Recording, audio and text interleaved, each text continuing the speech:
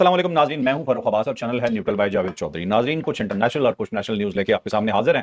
International news तो कुछ ज़्यादा अच्छी नहीं है, थोड़ी परेशान कुन है। हाँ, पाकिस्तान के हवाले से कुछ अच्छी खबरें हैं, लेकिन जो हम स्टार्ट करेंगे और जो हमारी पहली खबर होगी वो होगी पीटीआई के हवाले से। पीटीआई ने जी कमाल कर दिया है सुबह सिंध के अंदर जाके। अब ऐसा लग रहा है कि सुबह सिंध पछता ना रहो उन्हें वेलकम करके, लेकिन बहरहाल वो एक अच्छा जस्टर था। ये तो बात हमने मजाक से की, लेकिन उनकी पूरी रूटीन आपको बताएंगे और उन्हें एक बहुत बड़ी इजाजत मिली है जो एक्सपेक्टेड कम थी, वो भी आप जान के जरूर हैरान होंगे। फिर आपको ये बताएंगे जी कि अमेरिका क्या करने जा रहा है एक और मुल्क के साथ। सेम काम वेनेजुएला वाला होने जा रहा है और वो अपने मुंह से बता चुका है, नाम भी बता दिया मुल्क का, ये डिटेल आपको बताएंगे। फिर आपको ये बताएंगे जी कि एक पाकिस्तान के जासूस कबूतर को, ये इल्जाम भारत का है जी, पाकिस्तान का जासूस कबूतर है, उसे गिरफ्तार कर लिया है भारत के अंदर और उनका बहुत बड़ा चैनल चीख चीख के बता रहा है कि ये देखें जी, ये पाकिस्तान से जासूस आया है और कुछ उसकी खसूसियात बताई है जिसके ब्याह पे वो पाकिस्तानी कहला रहा है। तो ये भी जानिएगा क्या है। फिर आपको ये बताएंगे कि इसराइल खौफजदा है इस चीज से कि पाकिस्तान की फौज जो है वो आईएसएफ में शामिल ना हो जाए, इंटरनेशनल स्टेबिलिटी फोर्स में। ये हम क्यों कह रहे हैं, ये उन्हीं के बंदे का बयान है, ये जानिएगा। फिर आपको ये बताएंगे कि जी के ईरान को बचाने के लिए पाकिस्तान और तुर्की दोनों मैदान में कूद पड़े हैं। जी हाँ, बहुत बड़ी खबर है, ये भी आप जानिएगा। फिर आपको ये बताएंगे कि पाकिस्तान ने तो पूरे इलाके में गेम ही तब्दील करके रख दिया। जी वाकई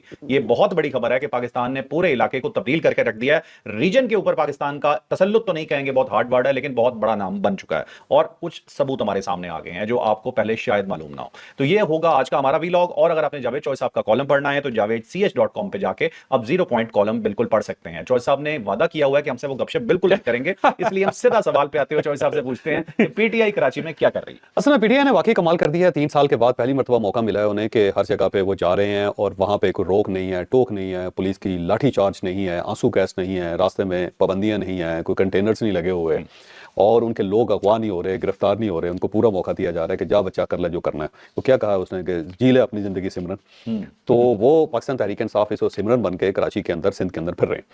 और अब मेरा ख्याल है थैंकफुल होना चाहिए सुहेल अफरीदी साहब को और इमरान खान साहब की तरफ से एक मैसेज आना चाहिए बिलावल भुट्टो साहब के लिए और आसिफ अली जरदारी साहब के लिए, जिनको वो सिंध का सबसे बड़ा डाकू कहते थे। अब सबसे ज़्यादा जमहूरियत का सबूत उन्होंने दिया, पाकिस्तान पीपल्स पार्टी ने। उन्होंने इनका इस्तकबाल भी किया, इन्हें अजरक भी दी, इनके सर पर टोपी भी रखी और उसके बाद इन्हें मौका दिया कि आप जाएं जी, आप अपने लोगों से खिताब करें।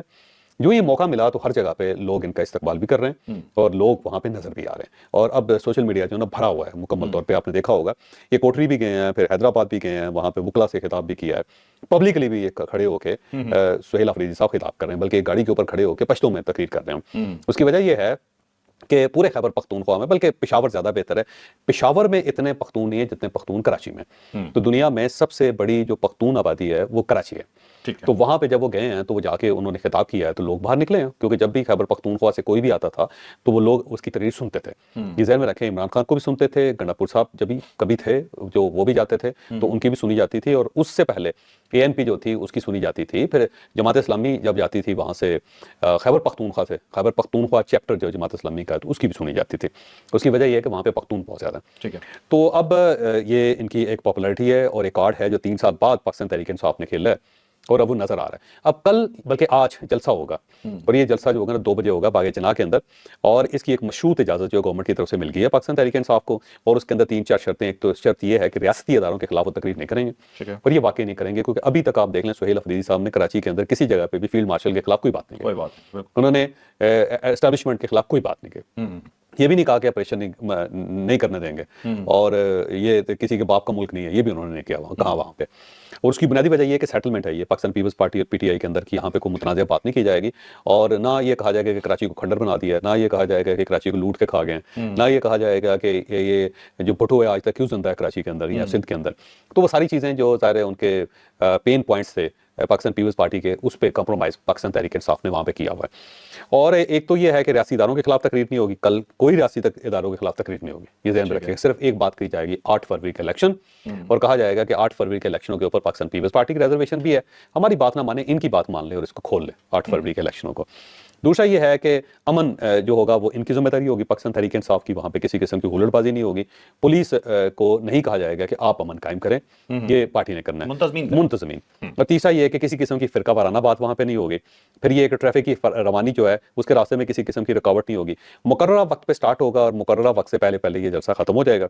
और इसके साथ साथ अगर कुछ सिक्योरिटी वजूहात हुई तो जो डिप्टी कमिश्नर है वो ये इजाज़त वापस भी ले सकता है। तो ऐसा लगता है कि पाकिस्तान तहरीक इंसाफ और पाकिस्तान पीपल्स पार्टी का इत्तेहाद ऑलमोस्ट हो ही गया है, और कोई रिटर्न फॉर्म में तो नहीं है, लेकिन ये एक दूसरे को सपोर्ट कर रहे हैं। और इसके जवाब में बिलावल भुट्टो साहब जब खैबर पख्तूनख्वा जाएंगे या मुराद अली शाह साहब आएंगे तो ये उनको इसी तरह वेलकम भी कहेंगे, उनको सपोर्ट भी करेंगे और उनको मौका भी देंगे कि वो खैबर पख्तूनख्वा के अंदर अपनी पार्टी को मजबूत कर सकें। तो ये दो तरफा एक मुझे एग्रीमेंट होता हुआ नजर आ रहा है।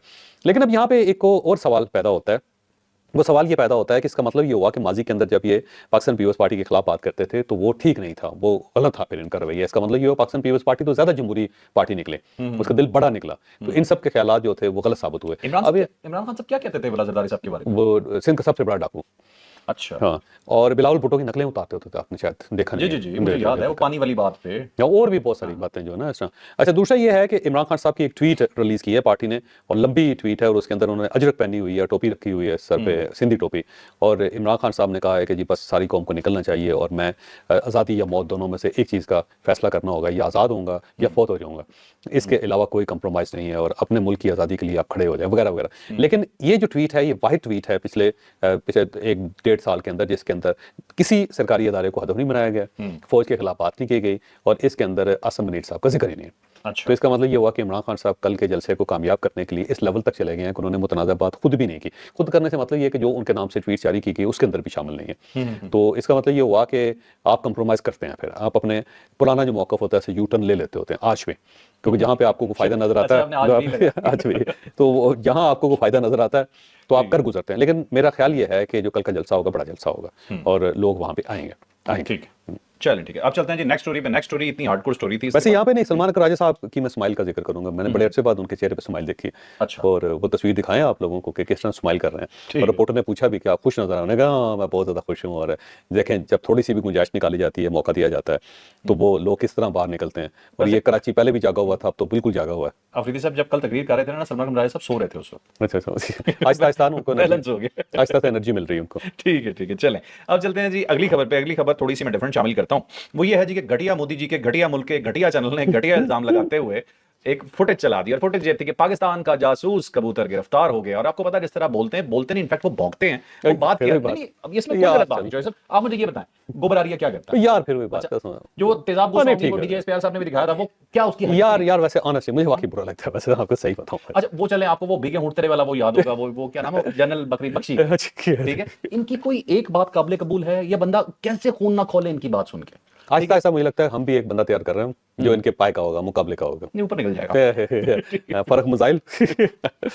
अच्छा, बहरहाल ये जी न्यूज़ की खबर है। जी न्यूज़ की खबर के अंदर ये बयान किया गया है कि एक पाकिस्तानी कबूतर है, अखनौर के इलाके से वो दाखिल हुआ है इंडिया के अंदर, और जब उसको पकड़ा गया है तो उसका जिसकी जो पार्टी है उसके ऊपर कोई कोड वर्ड्स लिखे हुए हैं, और वो कोड वर्ड्स जो है समझ नहीं आ रही कि क्या लिखे हुए हैं। और उसके बाद उन्होंने कहा कि ये देखें जी, ये मैसेज जो है पाकिस्तान जो कबूतरों के जरिए इंडिया में अपने जानने वालों को भिजवा रहा है, और ये यहाँ पे कोई बहुत बड़ी दहशतगर्दी करना चाह रहे हैं। अब सवाल ये है कि कबूतरों का जमाना तो गुजरे हुए मुद्दत हो गया भाई।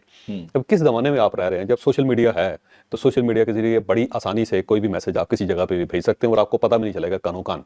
बस आपको पता है कि इस वक्त दुनिया में जो सबसे ज्यादा स्पाइंग हो रही है वो किसके जरिए हो रही है? बस वो मेरे ख्याल ऐप टेलीग्राम नहीं, टेलीग्राम तो सबको पता है कि डिकोड नहीं होती।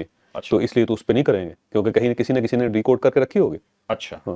नहीं मुझे नहीं मालूम। एक्स पे अच्छा, सबसे आसान काम है, यहाँ पे कोड वर्ड्स होते हैं। कोई बहुत ही आसान काम है, मसला ही कोई नहीं है। अच्छा, हर जगह पे है, दुनिया के हर जगह पे है, कोई डाउनलोड करने की जरूरत नहीं है। आप एक्स है, आप अकाउंट बनाए उसके अंदर, और एक जासूस जो है दूसरे जासूस को कोई बात करना चाहता है एक्स पे, वो कोई लिखेगा जबरदस्त किस्म की शायरी,